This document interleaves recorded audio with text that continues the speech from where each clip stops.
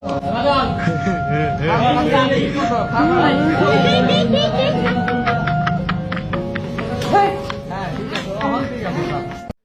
WhatsApp brother, কি অবস্থা, কেমন আছেন সবাই? আশা করছি আপনারা সবাই অনেক ভালো আছেন।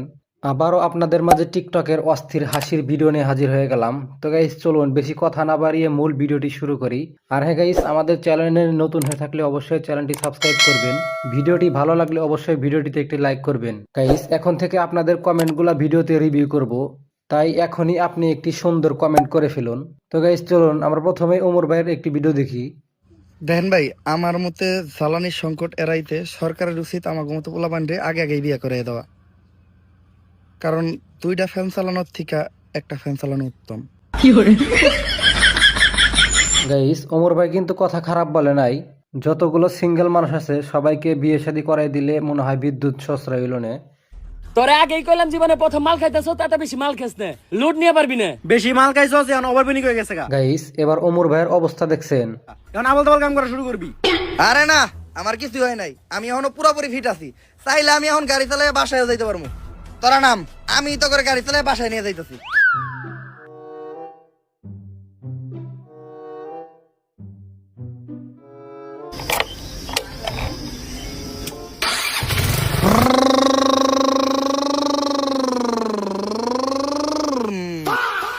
ওই জায়গায় গাড়ি পেলো কোনি? ধরছে রে হালারে আজকে।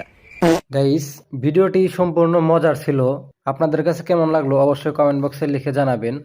গাইস ওমর ভাইয়ের নতুন ভিডিও কি নিয়ে আসতে চলেছে সেই বিষয়ে কিন্তু ওমর ভাই কালকে লাইভে এসে বলেছে। তো চলুন তিনি কি বলে আমরা সেই ভিডিওটি দেখে নেই। প্রথমে আমাদের মেইন চ্যানেলের ভিডিও, আমাদের মেইন চ্যানেলের নেক্সট টপিক হলো লাইক অয়েল রিলেটেড।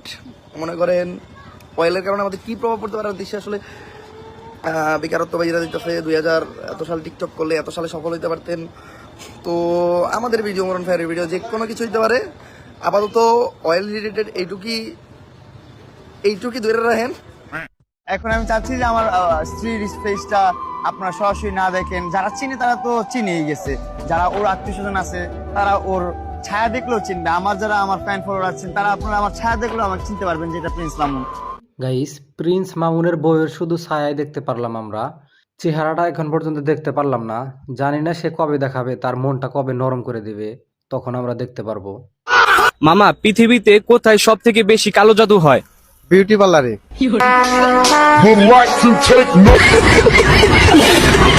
গাইস মামা কিন্তু একদম সঠিক কথা বলেছে, সব থেকে বেশি কালো জাদু কিন্তু বিউটি পার্লারে হয়ে থাকে। তো গাইস চলুন এবার তালহা ভাইয়ের পুরাই ফালতু মজাদার একটি ভিডিও দেখে আসি।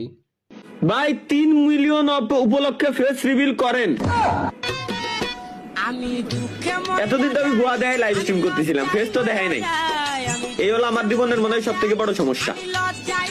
আসলে গাইস তালহা ভাই মনে হয় একদিন পাছা দেখিয়ে লাইভ করছে, তার অডিয়েন্সের কথা শুনে যা মনে হলো। হ্যালো এক্সকিউজ ভাই, হ্যালো হ্যালো হ্যালো ভাই, আপনাকে কি একটা প্রশ্ন করতে পারি? জি অবশ্যই। যে আপনি যদি বিল গেটস এর পুত্র হতেন তাহলে আপনি কি করতেন? বিল গেটসের পুত্র হইলে আসলে আমি 8-10টা রোলস রোলস কিনতাম আর মেয়েদের সাথে একটু ভাব নিতাম আর কি। জি, টাকা পয়সার জন্য আপনি বাপ বদলাই ফেললেন। মাদার। গাইস রাকিব ভাই এখন টাকার জন্য বাপকেও চেঞ্জ করে ফেললো। তো গাইস চলুন মজাদার আরো একটি রাকিব ভাইয়ের ভিডিও দেখি। হ্যালো এক্সকিউজ মি, হ্যালো ভাই, মুরগিকে ইংলিশে কি বলে? ভাই আমি কুমিল্লা থেকে আসছি, কুমিল্লায় মুরগি নেই, এই জন্য আমি বলতে পারি না। তো মুরগিকে ইংলিশে কি বলে? এটা খুব সহজ আনসার, ডাইনোসর। মুরগিকে ইংলিশে কি বলে? মুরগা। ভাই আপনি হাসতে পারেন? Otherwise the question difficult question, but otherwise the if you don't mind the question, ভাই ফাইটলামি করেন না। Otherwise difficult situation, but question now happy, but ভাই মুরগিকে ইংলিশে কি বলে? দেশি মুরগি। গাইস এবার রাকিব ভাই যখন কবি হয় তখন তার কি অবস্থা হয় চলুন দেখে আসি। এই তুমি চোর নয়, তুমি কুষ্ঠকাঠিন্য, বাকিতে হয় মনোমালিন্য। কবি রবীন্দ্রনাথ। আপনার নাম আমি শুনছি, আপনি নাকি হাত দেখে মানুষের ভবিষ্যৎ বলতে পারেন। এইভাবে বলে না, কবি রবীন্দ্রনাথ। আপনি নাকি হাত দেখেই ভবিষ্যৎ বলতে পারেন। আচ্ছা বলেন তো একটু। বিদেশ যাত্রা, কোটিপতি, নিসিংগন্ধম আন্দা আগায়ম পদায় পারাবায়ন্দে। বাবা তোমার জীবনের 40টা বছর খুব কষ্টে কাটাইবা, খুবই কষ্টে যাবে তোমার দিনকাল। তারপর তো সুখ আসবে। না, তারপরের বছরে তুমি মরে যাবা। বাবা মনে না করলে যদি হাদিয়াটা দিতেন বাবা। না এটা লাগবে না, এটা আমি দিনে 30 বারের মতো পাইছি, আলহামদুলিল্লাহ, অহংকার না, ধন্যবাদ।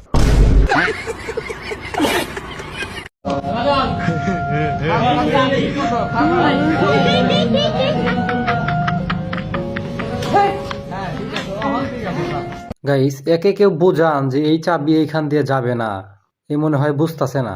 গাইস এতদিন তো শুধু আপনারা আইফোন দেখে এলেন, কিন্তু আইফোন যে কি কোম্পানির তা তো মনে হয় আপনারা জানেন না। তো চলুন আইফোন কি কোম্পানি একবার দেখে আসি আমরা। ভাই এটা কি ফোন ভাই?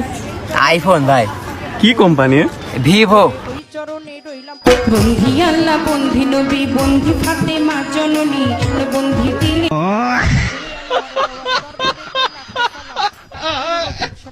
গাইস এবার তো বুঝতে পারলেন আসলে আইফোন কি কোম্পানির। আইফোন হচ্ছে মূলত ভিভো কোম্পানির, আপনারা তো শুনতেই পারলেন। দাম কত? 20,000। 19,000 টাকা। আমার তো 500 আর 500 দেবো, এটা মানে কম যায় না? এটা অলরেডি কম যায়। গাইস সব থেকে বড় কথা হচ্ছে কাকি দাম শুনে যে স্টক করে নাই, এটাই তো বড় কথা। মা সেটুম কথা আমার বিছনা ঠিক করলা, ব্লুটুথ কোন দিয়ে দিছা? ও ঘরে আছে, যা ঘরে চার্জ দিয়ে ফেলে দিছি। চার্জ দিয়ে ফেলে দিছা? ও কোন বোর্ডে চার্জ দিয়ে ফেলে দিছে? আরে বাপ রে,